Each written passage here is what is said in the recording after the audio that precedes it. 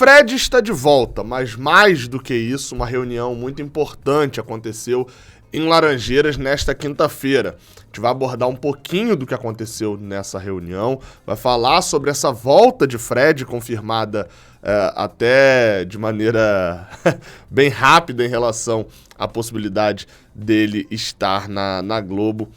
E bem, vamos falar um pouquinho sobre esses dois assuntos. Roda aí a vinheta.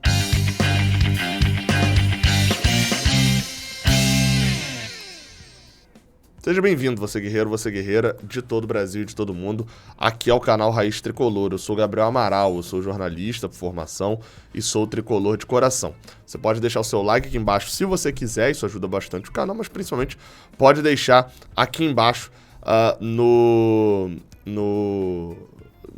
botãozinho aqui de se inscrever, deixar a sua inscrição, beleza? Aqui embaixo também tem um link da 1xBet. Hoje, Jogo do Brasil, dia de Jogo do Brasil. Você pode apostar lá na 1xBet dobrando o seu primeiro depósito. Então vai lá, aproveita, eles dobram 100% se você usar o código que está aqui na descrição, beleza? Usa o link e usa o código. Bem, vamos lá. A gente vai começar falando pela questão de Fred, ok? Vamos pelo lado de Fred. Fred foi anunciado pelo Fluminense como o seu retorno, né, às Laranjeiras, como dirigente agora. O cargo em que Fred foi anunciado, lembrando que nos últimos dias ele... nos últimos dias não, né? Isso foi um vídeo que eu gravei aqui ontem, se eu não estou enganado exatamente.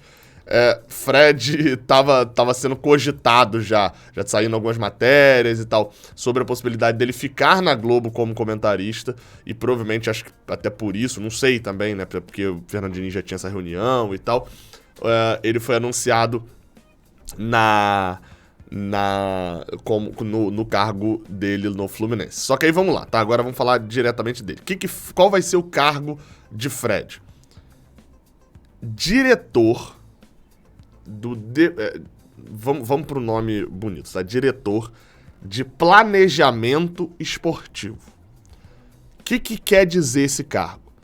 Ele vai ficar responsável por planejar e fazer a integração de todas as áreas do futebol do Fluminense. Ou seja, ele vai planejar e vai integrar essas áreas, vai juntar. Além de pensar no futuro, vai unir. Profissional, categoria de base, futebol feminino. Dentro de uma ordem ali, de um organograma, ele está abaixo do Mário Bittencourt e está abaixo do Paulo Angione. Então ele responde ao Paulo Angione, então ele está abaixo desses dois. E ele fará aquele cargo que eu venho citando várias vezes, que é muito importante a gente ter.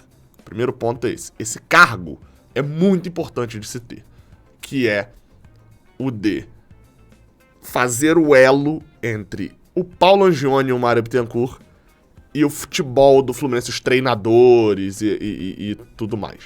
Ter essa pessoa que também é muito importante. Eu costumo falar isso daqui e vou repetir mais uma vez. Então, isso é um fato. Era importante ter assim, mais do que era, por exemplo, o vice-presidente de futebol, que eu sempre citei, né? É um cargo político. O Mário até citou isso na campanha agora também. Vice-presidente de futebol é um cargo político. Acho que o Souto também citou, Marcelo Souto. E aí você fica refém de política, né? Você não tem alguém profissional ali no caso. Fred tá isso.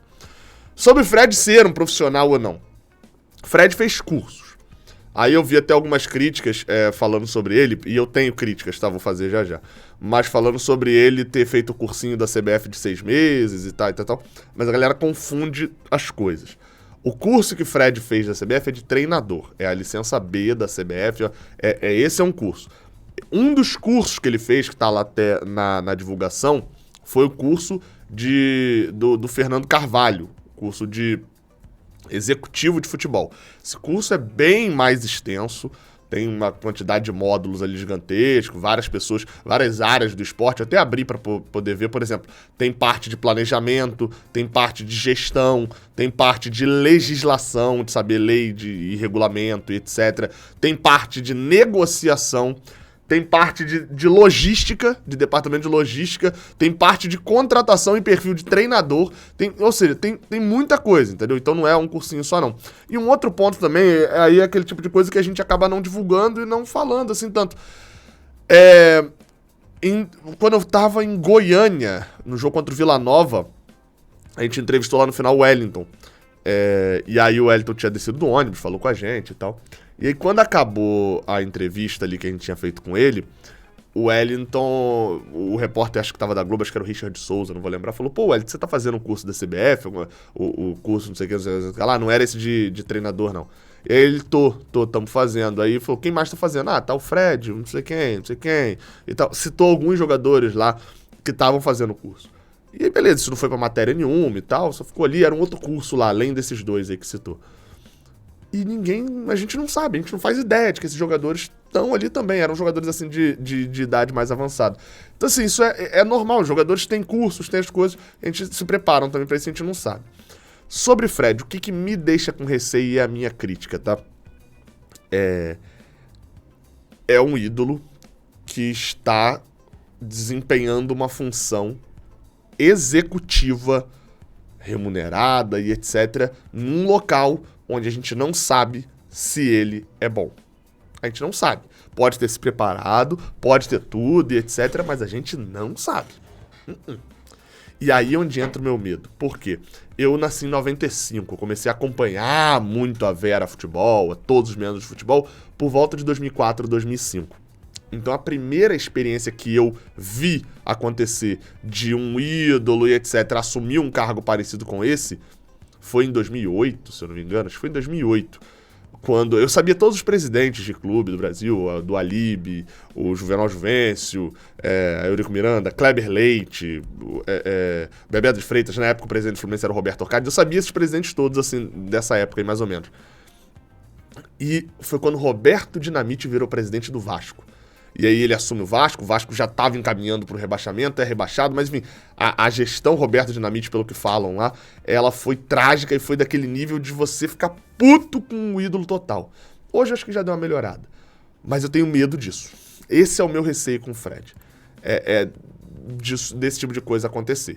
Fred dentro do campo, ídolo, Fred fora do campo, gestor. E ele vai ter que ser cobrado como gestor. O cargo é muito importante. Eu não sei, eu tenho medo, e a gente viu algumas experiências depois, e uma das que eu tenho visto bastante é a de Rogério Ceni no São Paulo, principalmente da primeira passagem. A segunda passagem agora do Rogério Ceni, ele tá sendo criticado, mas enfim, vida normal de treinador.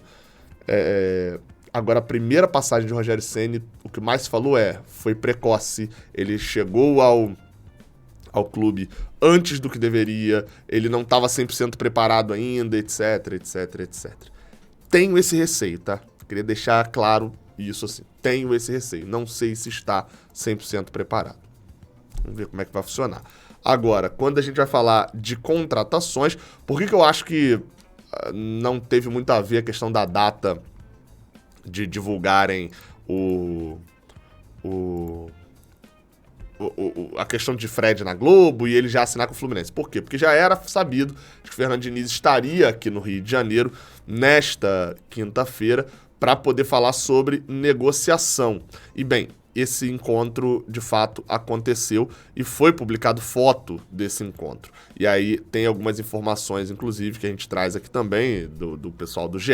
Globo e que a gente pode dar uma olhada também. Para quem não sabe, esses daí são os 5 que discutem contratação no Fluminense. Agora são 5 que discutem. Presidente, diretor executivo de futebol. Vamos pela ordem aqui, lá pelo outro canto, tá? Ó. Paulo Angione, diretor executivo de futebol.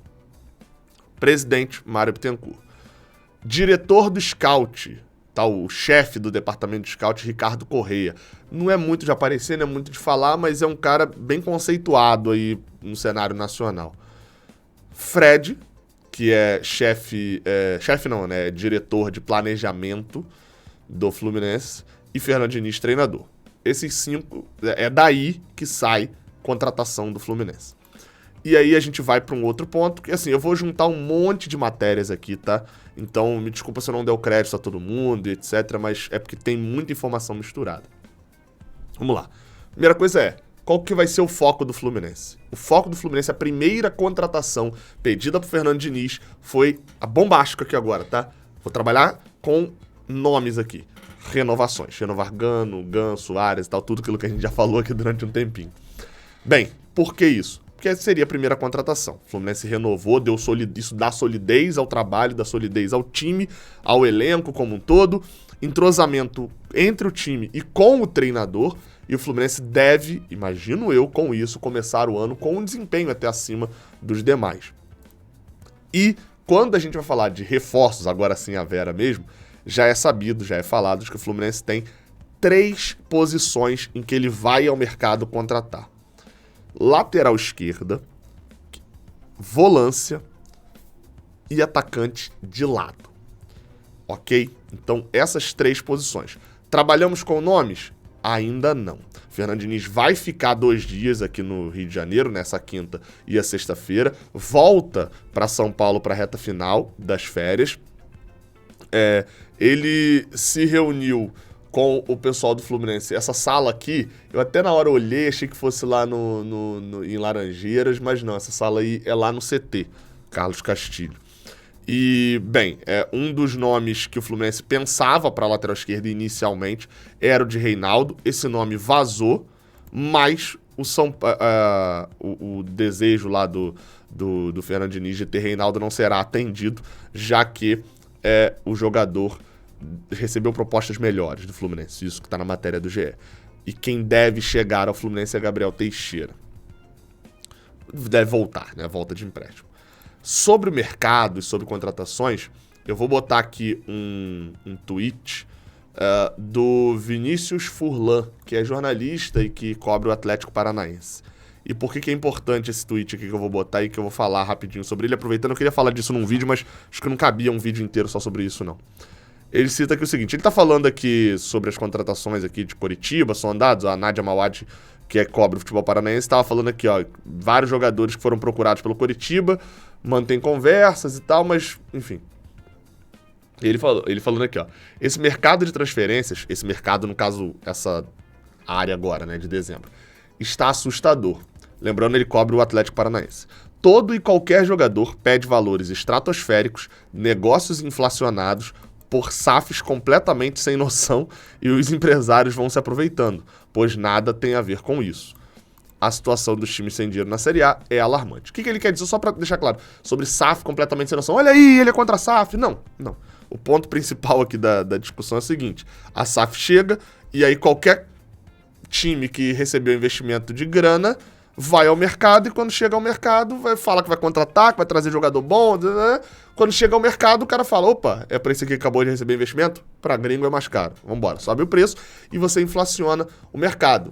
E aí eu até retuitei colocando um ponto que é algo que atinge também o Fluminense. Por que atinge também o Fluminense? O Fluminense é um dos times sem dinheiro na Série A. Ah, Gabriel, mas o time que tem dinheiro não contrata Cris Silva? Contrata. O time que tá na merda na segunda divisão não contrata. Mas o time sem dinheiro da Série A, exato. O time sem dinheiro da Série A, a torcida reclama porque contratou um jogador por 1,4 milhão de euros. A maior contratação porque foi a única, entendeu? Ou praticamente a única. Então assim, a gente é um dos times sem dinheiro. Aonde a gente aplicou o pouco dinheiro que a gente tinha é uma outra história, né? Se aplicou bem ou mal. Mas a gente é um dos times, na Série A, a gente é um dos times sem dinheiro. A Série A desse ano vai ter o Grêmio, que eu não sei como é que tá a situação financeira exata por causa desse ano na Série B, mas no geral é um clube mais organizado que a gente. Você vai ter Palmeiras, Flamengo, e aí você tem times que não tem dinheiro, mas também não tem noção, como é o caso do Atlético Mineiro, que já vendeu parte do shopping, já tá falando de colocar CT e etc pra virar SAF. Não tem dinheiro, mas também não tem noção e tá empurrando contratação. Você tem Corinthians, que também, cotas absurdas financeiras e tal, e também não trabalha muito na noção, não. Você vai tendo as SAFs, o Vasco, Bahia, o Botafogo, o Cruzeiro, 4 times aí, pelo menos, que vêm com investimento forte financeiramente e que vão pro mercado de contratação. Só que eu já citei 8 times à frente do Fluminense. Você ainda tem um Atlético Paranaense, o Fluminense, o Fortaleza, times que estão ali com um dinheiro até mais organizados ali no seu fluxo de caixa, no seu financeiro, mas não tem capacidade de investir como esses outros. E aí foi onde entrou o meu tweet, que é: esses times que não vão chegar com patacos de dinheiro para contratar, ou você é muito criativo, ou você vai comprar a mesmice com preço inflado. Espírito Mendonça no Santos, por exemplo. Espírito Mendonça, não, cara, um jogador padrãozinho ali, Série A, se viesse pro Fluminense, seria legal, mas não vai resolver problema nenhum do Fluminense, etc. O Santos pegou, tinha 200 times atrás dele. O Santos foi lá e contratou. Mesmice, e lembre-se aqui que eu tô falando, mesmice não necessariamente é ruim, tá? Samuel Xavier era mesmice. Show, entendeu? Mas o preço agora dessa mesmice tá mais inflado, né? Basta ver o quanto recebe cada lateral esquerdo aí. E aí eu até completei num outro tweet que é: Cristiano não é criativo. Todo mundo só se falava em Cristiano quando ele faz a assistência lá contra o Real Madrid, etc. Era fácil ir atrás de Cristiano. Difícil era pagar 1,4 milhão de euros. John Arias também não era criativo. Eles se destacaram em jogos pontuais e todo mundo tava falando sobre eles. Óbvio, Arias no caso do Fluminense, que tava todo mundo falando. A política de contratações de Mário Bittencourt, da gestão Mário Bittencourt, foi pouquíssimo inventiva. Justamente porque o objetivo era a estabilidade. E aí o que eu quero destacar com isso aqui? Sempre falo isso. A política de contratações, ela sempre prezou a estabilidade. Todos os jogadores que o Fluminense contratou ou eram jogadores já com uma cancha muito grande que o Fluminense sabia mais ou menos o que esperar deles, ou então eram jogadores que um monte de clubes queriam. Sempre foi assim, pode reparar, todos ou eram jogadores já com a idade maior, que estavam saindo de times grandes, que estavam numa outra rotação, e o Fluminense poderia absorver experiência e qualidade deles. Aí você vai para as contratações que vieram do Palmeiras, você pode ir desde Nenê, que o Mário Bittencourt trouxe lá em 2019, ou então eram contratações em que 7 clubes querem Natan, 18 clubes querem Germancano, sempre contratações de jogadores que o mercado todo tá atrás, ou seja, não tem inventividade. Quais foram as contratações inventivas? Pacheco e Michel Araújo. Basicamente foram esses. Cheguei até a responder um tweet aqui, ó. Pacheco e Araújo que foram contratações criativas do Fluminense, mas foram as exceções. A aposta é justamente os jogadores que estão mais fora desse... Ah, tá. O termo aposta que eu uso é para ir atrás de jogadores que estão fora desse mapeamento. Vão ser apostas, é claro. O Gabriel Suasso não é uma aposta criativa. Todo mundo do Brasil quer o cara. 6, 7 clubes. O Fluminense vai ter que achar jogadores assim nesse mercado. Não tem boa. Ir para mesmice é contratar um jogador inflado. Vai ter o valor inflado, mas vai ter um desempenho que a gente pode esperar muito. E foi mais ou menos o que a gente viu nos últimos anos. Fluminense para lateral esquerda, por exemplo, é um caso sério. Se Juninho Capixaba, que foi o que teve... Olha só o naipe. Juninho Capixaba não vinha bem na carreira inteira, assim, cara. Ele se destacou um ano no Fortaleza, nem foi um destaque do ano inteiro, foi principalmente a partir de agosto pra cá. E aí, o cara já tava sendo cobiçado por 3, 4 clubes, pô. O Vasco tava atrás, o Fluminense tava atrás, o Red Bull Bragantino acabou levando. Reinaldo tá saindo do São Paulo, 3, 4 clubes atrás. E atrás de fato, tá? Não é atrás, que o empresário vazou pra poder valorizar o jogador, não. Então, assim, vai ter que ser criativo, vai ter que ser inventivo. O chefe do scout vai ter que apresentar o nome do Germán Barrequista, que joga no Independiente Santa Mierda de 15 de Piracicaba do Jaú, de Santa Catarina do Oeste da Colômbia. Me perdi um pouco até. Vai ter que apresentar esse nome e falar, olha só, o cara, esse aqui tá jogando muito e ninguém tá vendo, e a gente vai lá buscar o cara por 500 mil, 600 mil dólares. Porque se for buscar aqui no Brasil, você ia trazer o Reinaldo e ia acontecer aquilo que eu falei. Ia ter um jogador que entregar algo, beleza, uma Série A e tal, interessante, ok, algumas falhas, algumas jogadas muito boas, alguns gols, algum desempenho estável, só que esse estável agora tá custando mais, porque agora tem muito mais clube com poder de investimento do Fluminense indo pro mercado, falando, tô com dinheiro, e o mercado inflacionou. Vamos ver como é que vai funcionar esse mercado do Fluminense, beleza? Tamo junto, até a próxima, Jogo do Brasil hoje. Valeu!